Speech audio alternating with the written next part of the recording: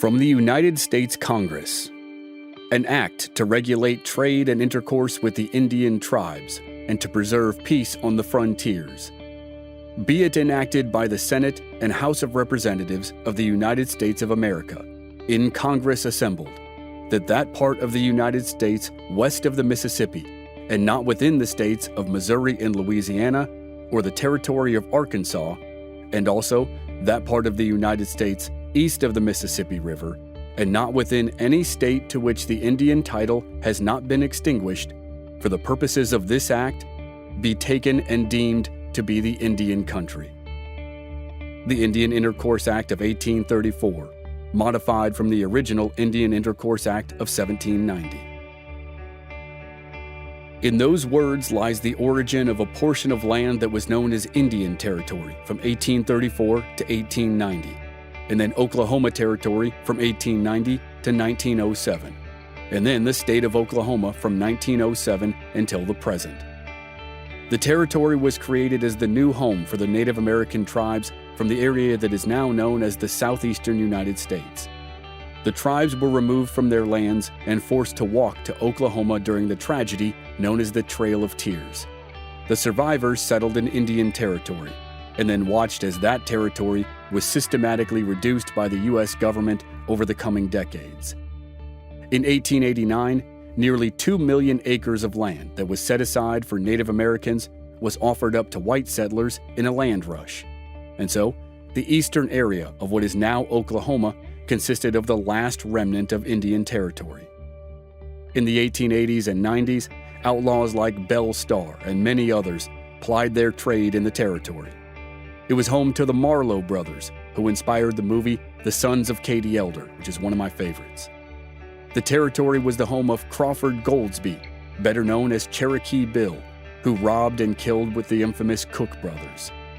The Rufus Buck Gang, the Barnett Gang, and the Seminole outlaw Greenleaf terrorized Indian Territory for nearly 20 years. And then, of course, there was the Doolin Dalton Gang, one of the two gangs who shared the nickname the Wild Bunch. To patrol the territory, the U.S. Marshal Service hired hundreds of deputies. Heck Thomas, Bill Tillman, and Chris Madsen were three of those deputies. Together and separately, they pursued some of the Old West's most notorious desperados. They took on the Doolin Daltons, the Sam Bass Gang, the Lee Brothers, and many more, and they earned the collective nickname the Three Guardsmen. This is the beginning of the story of Heck Thomas.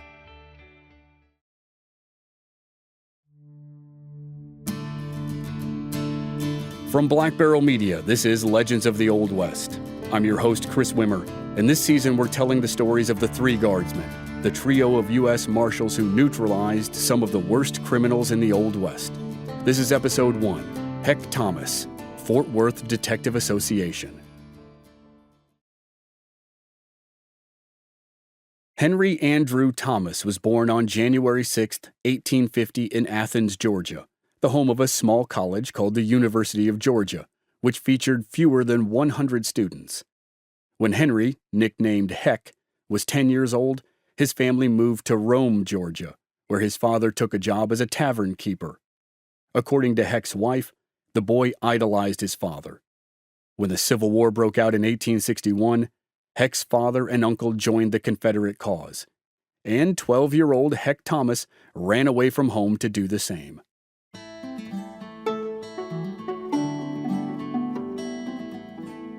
Heck's father first served as captain and quartermaster of the 4th Battalion, 35th Georgia Infantry, Stonewall Jackson's Corps. His uncle was quickly promoted from colonel to brigadier general of the same unit. The details are understandably elusive, but the story of how young Heck Thomas joined the war goes like this. In June of 1862, Heck's father was badly wounded during the 6-day battle at Mechanicsville in Virginia. A few months later, he was well enough to return to combat, and he took his son with him as a courier. The day after Heck and his father reached Stonewall's army, the Second Battle of Manassas broke out. A member of his uncle's brigade killed Union General Phil Kearny, the one-armed Mexican war hero. Kearny's horse, saddle, and sword were turned over to Heck Thomas for safekeeping. Thomas considered this his first real badge of honor. Then in September of 1862, Stonewall Jackson drove his army into Northern Virginia. He captured Harper's Ferry and 14,000 Union prisoners. Heck's uncle's brigade was ordered to guard the prisoners while the rest fought at Chantilly and Fredericksburg. Confederate General Robert E. Lee gave an order to have Kearny's horse and belongings returned to his widow. The etiquette of war at the time demanded it. Little Heck Thomas was instructed to ride Kearny's large horse through the battle lines with a white flag in order to complete the mission. According to Heck's biographer, it was the proudest moment of his life. But it was one of the last highlights of his wartime experience. In the winter of 1863, Heck Thomas contracted typhoid. He was sent home in such bad shape that his parents expected him to die. He recovered, but the Confederate States of America did not. By 1865, people in the South struggled to find food, clean water, and medicine. Heck was now 15, and his family was starving like so many others. He sat in front of his father's store, its shelves almost empty. When two drunk Yankee soldiers walked by, one of them snatched the rabbit fur hat off his head and tore it to shreds. Heck cursed the man as traitorous and deceitful scum. Then he leapt up and beat the man to a pulp. After cracking the man's jaw and laying him out, the other soldier got his bearings and held a gun to Heck's head. At that point, Heck's father appeared in the doorway with a hatchet. The soldier wheeled around to face Colonel Thomas, and Heck saw his chance. While the man was distracted, Heck jumped on him and knocked him sprawling into the street. Grabbing him by the hair, Heck shoved the man's face hard into the dust. After taking the soldier's weapon, Heck's father managed to pry his son off the soldier. When the soldier got to his feet and saw Heck's father standing there with a hatchet in one hand and his own pistol in the other, he supposedly screamed and ran away. But there was a bright spot to all of the anger and confusion surrounding Heck's young life. His father earned a job as Atlanta's first city marshal, and soon, Heck Thomas followed in his father's footsteps.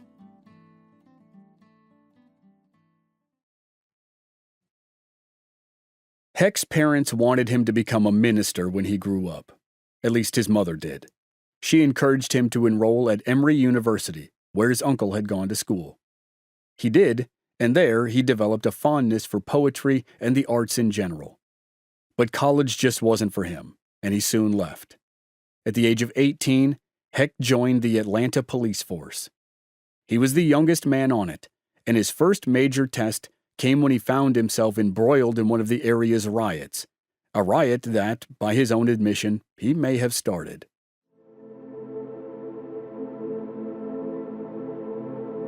According to Thomas and the Atlanta Constitution newspaper, a fight began when he and another officer, Jack Smith, arrested a former slave named Andy Whitaker. It's not clear why they arrested Whitaker, but while they were on the way to the station house, they came across a torchlight procession of what Thomas referred to as radical Negroes. Supposedly, the group assaulted the officers and demanded Whitaker's release. As Thomas later quoted, "The battle was on right then and there, and I think I started it." 6 other officers rushed to their aid. Onlookers told of how the youthful officer kept to his feet even while he was being beaten by clubs. All the while, he blew his whistle for help. He was shot in the right arm and again in the right leg. While he was down on the ground with gunshot wounds, Thomas propped himself up on his elbows and continued to fire. Supposedly, the shots helped turn away the advancing rioters and end the engagement. Heck Thomas recovered and continued working on the Atlanta police force for the next 5 years or so. His reputation as a fearless officer grew. In 1871, he married his paternal cousin Isabella, better known as Belle. A year or so later, maybe because Belle thought police work was too dangerous, Heck Thomas changed jobs. He accepted a position as a clerk for a wholesale grocery firm.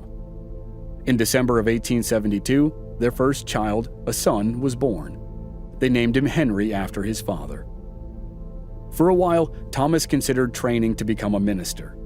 But he grew disillusioned when he discovered that the pastor of their church was committing adultery with another parishioner.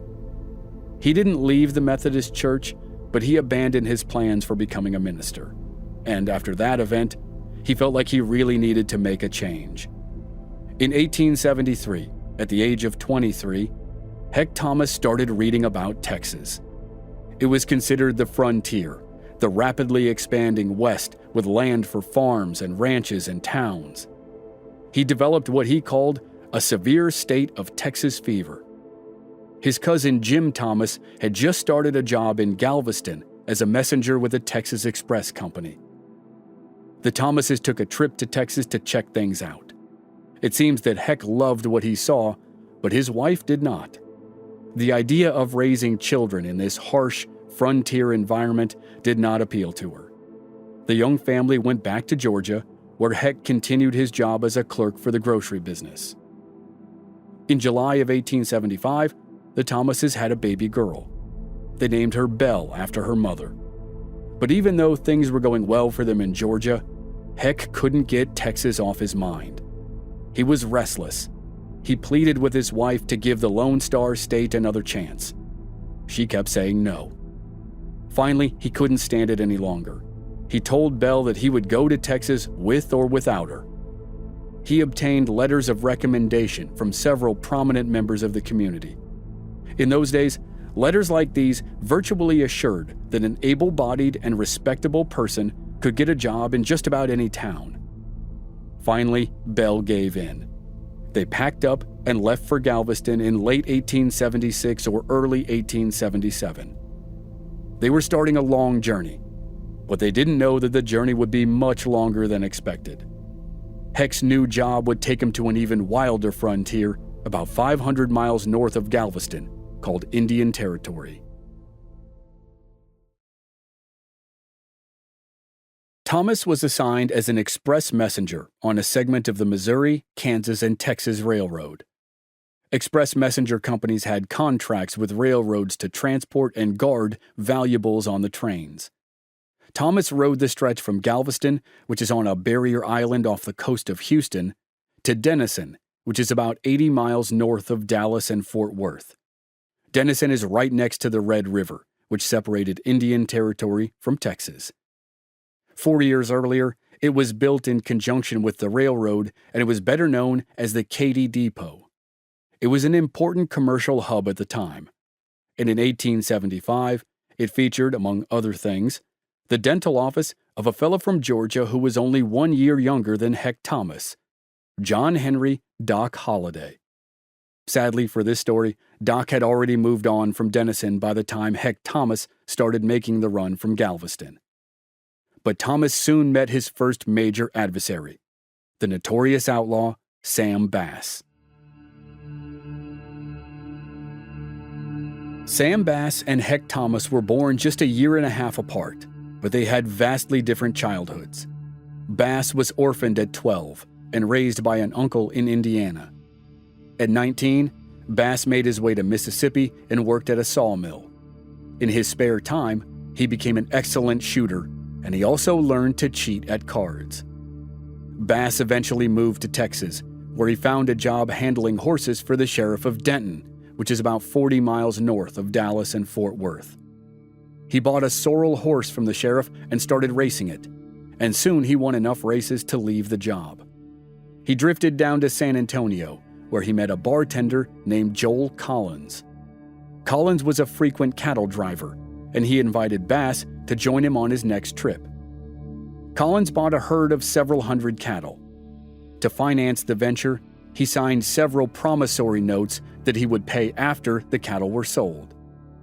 He invited another man, Jack Davis, to join him and Bass to drive the herd north to Ogallala, Nebraska.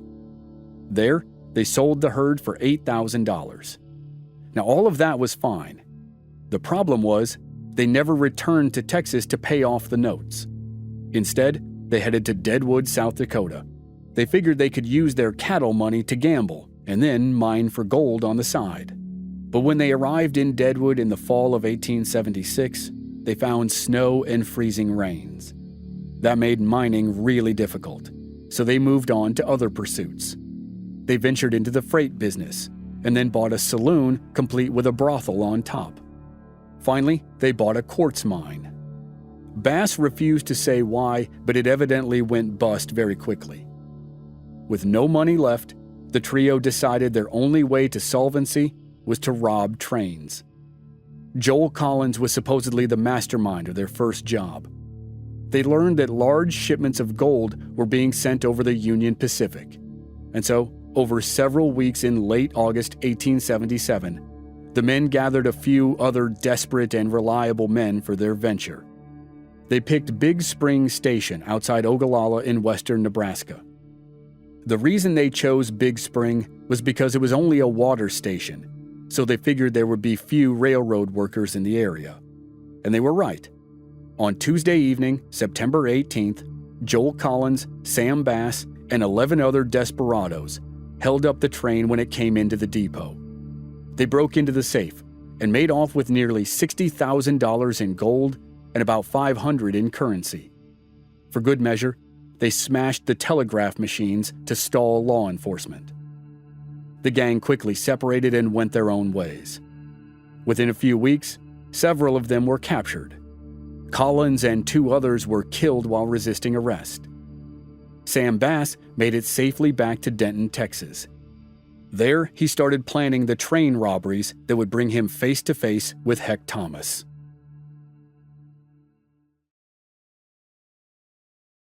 Sam Bass's portion of the robbery money only lasted a few weeks. He flashed money around and spent it almost as fast as he'd stolen it. So he decided to form a new gang. In the spring of 1878, he gathered a bunch of other criminally minded men. They established several hideouts along the border between Texas and Indian Territory, including one above Denton. The new gang struck on February 22nd, about 25 miles north of Dallas. A messenger at the station of the Houston and Texas Central Railroad was going about his work as usual, and then he heard the words, "Throw up your hands and give us your money." As it happens, that express messenger was Jim Thomas, cousin of Heck Thomas. Bass and his crew put a gun to Jim's head and made him open the safe. They stole nearly $1,500. At the end of the train's run in Galveston, a bunch of Jim's fellow workers, including Heck Thomas, gathered to talk to him. He was shaken. He kept reliving the experience, trying to figure out how he could have stopped the criminals. Cousin Heck didn't have an answer for him, but he vowed that if he ever encountered Sam Bass, it would be the last encounter of Sam Bass's life. Heck Thomas, his cousin Jim, and a lawman for the railroad managed to track one of the robbers to a nearby town. Bass was still at large, but Thomas came up with a plan. He figured that sooner or later, Bass would try to rob the train again at some other point along the line, and he was right. On the night of March 18, 1878, Heck Thomas was doing his job as usual when his train was held up in Hutchins, Texas. The robbers forced the engineer to take the express car 400 yards down the track so they could keep their guns trained on the employees. Heck Thomas was inside the car, where he had set up a bunch of decoy packages inside the safe. He then buried most of the real money, about $22,000, in the ashes of the train's stove. He left only about $90 in silver out in the hopes the robbers wouldn't know what they were missing. Sam Bass and his crew lit a fire under Thomas's express car in order to force him to open it. The details aren't clear, but Bass and his accomplices either smashed through the car with an axe, or Thomas simply opened it when the car became too hot. Either way, Thomas was expecting such a scenario. Unfortunately for Thomas, he was shot twice during the robbery. It isn't clear if it was by one of the robbers or his own conductor or brakeman when they fired at the criminals. The wounds were only superficial, but the buckshot gave him a permanent scar under his eye. The criminals left with the decoy packages. Thomas yelled at his engineer to take off before they discovered the ruse. When the train finally reached Galveston, Thomas received medical attention and also received a reward from the rail company for his bravery. But he knew Sam Bass and his gang would strike again, and they did several more times. None of the other express messengers stood up to the gang like Heck Thomas did. That was understandable, given the terrifying circumstances, but it also meant that Thomas made a name for himself because he did stand up to the robbers. The Texas Rangers eventually put an end to Sam Bass in July of 1878, which is a story we'll definitely tell in the near future. In addition to Heck Thomas's $200 reward from the Express Company and the accolades he received from newspapers, politicians, and lawmen, he received a promotion from Express Messenger to Express Agent. It came with a raise in salary and the ability to move his growing family to a nice house in Fort Worth. It also put him on a direct route to a permanent career in law enforcement and the lawless wilds of Indian Territory.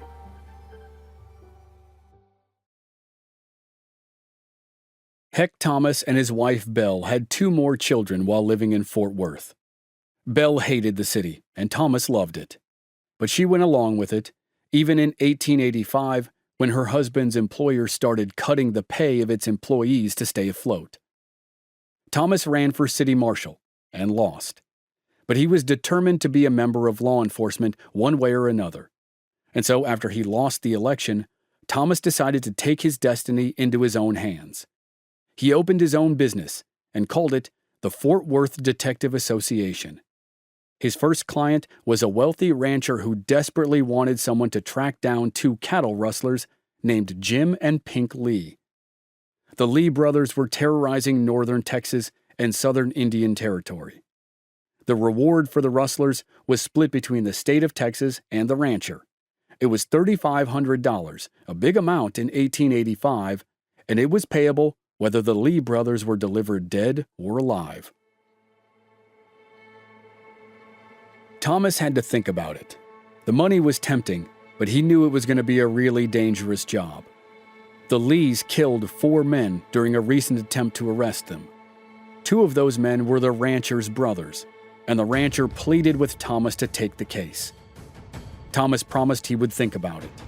The Lee brothers were hiding out in Indian Territory, north of Texas, and nobody went in there unless they absolutely had to. Much of Indian Territory was rugged and untamed. The terrain provided a number of natural hideouts for thieves and murderers. Lawmen could quickly and easily find themselves in the middle of an ambush. A lawman who knew that as well as anyone was Deputy U.S. Marshal Bass Reeves. By this point, Reeves had been crisscrossing the Badlands for nearly 15 years. Heck Thomas wasn't a federal marshal yet, but he knew the law. And the law said that the Indian nations had their own tribal laws and police forces. The only way a white man could legally stay in the territory was to marry a Native American woman, and that's what the Lee brothers did. Several more posses from Texas tried and failed to capture the Lees. Heck Thomas dithered, knowing that he had no authority in Indian Territory. But finally, on June 5th, he succumbed to the lure of excitement and set off for the border. He had an idea. On the way north, Thomas stopped to pick up his good friend Jim Taylor, whom he'd met while chasing the Sam Bass gang. Taylor had a deputy marshal's commission, so Thomas proposed an idea. What if they used Taylor's authority as a marshal to ride into Indian Territory and flush the Lees back down to Texas? Then they could legally arrest the killers and collect the reward. It sounded like a good plan to Jim Taylor, and they started their trip. When Heck Thomas set out for Indian Territory that day in June, he weighed 171 pounds. When he returned to Fort Worth exactly 3 months later, he weighed 132 pounds. It was a long, blisteringly hot summer in Indian Territory. Heck and Jim didn't flush the Outlaws back into Texas, but they figured the Outlaws would have to come back to Texas at some point to steal more cattle. Thomas, Taylor, and their posse stayed close to the Outlaws' trail. Then, on September 7, 1878, Thomas got lucky. He received a tip from a rancher who thought the brothers had cut his pasture fence. Thomas, along with Taylor and the posse, crept up to the man's homestead and hid in the brush. Several hours later, They watched the outlaws bring up their horses to drink and rest. From 40 yards away, the posse hollered for the Lees to surrender. The Lees chose to go down fighting. A shootout roared to life in the North Texas ranch, and when the gun smoke cleared, the Lee brothers were dead. No one in Thomas's posse was wounded. Heck Thomas and Jim Taylor collected the reward, which had risen to $7,000. Movers and shakers in Fort Worth swarmed Thomas, begging him to run for sheriff or take a job with the Texas Rangers. But much to the chagrin of his wife, Belle, Heck Thomas wanted none of that. The day the Lee brothers were buried, the self-made detective started filling out paperwork to become a Deputy U.S. Marshal at Fort Smith, Arkansas. He thought the Lee gang might be the hardest chase he ever gave, but he was wrong. That came courtesy of the killers known as the Wild Bunch, or, more formally, the Doolin-Dalton Gang.